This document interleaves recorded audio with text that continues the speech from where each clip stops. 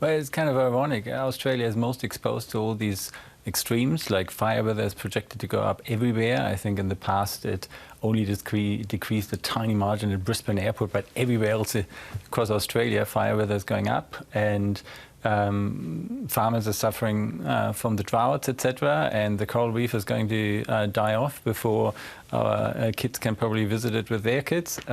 So Australia most exposed to climate change, and then you have a policy debate which is absolute vacuum, which has never been such a vacuum. Even the opposition proposes nothing really with teeth. And most ironic of all, there's a big opportunity for Australia.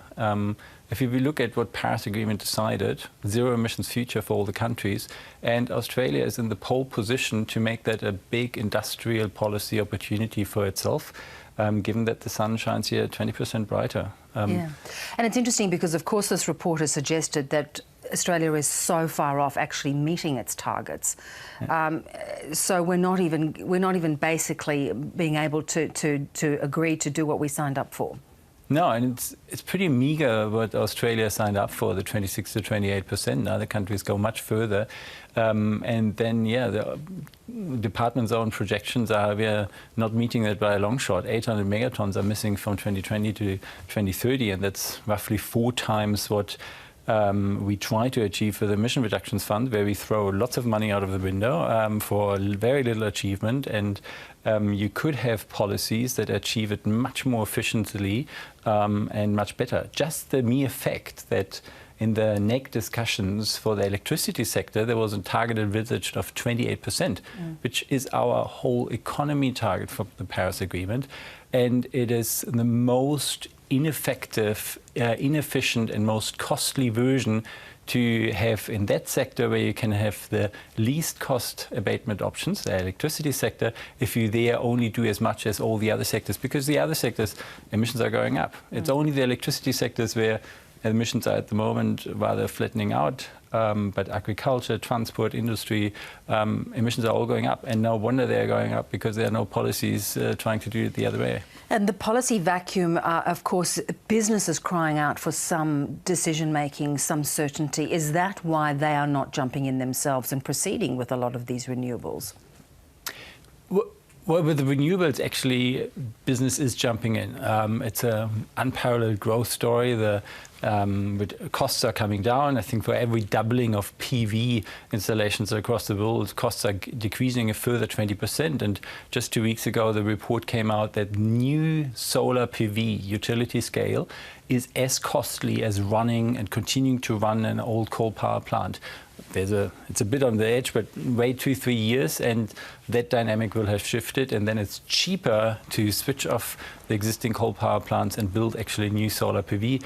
And that's an economic drive that policy can only prevent, but it doesn't have to support it anymore. That transition is going to happen. And the question is policy ready to have the just transition where jobs are shifted from one industry to the other, whether it actually jumps on the opportunities. And for Australia, more than any other country, these opportunities are there, and we could be the energy superpower in the zero emissions world, exporting that stuff.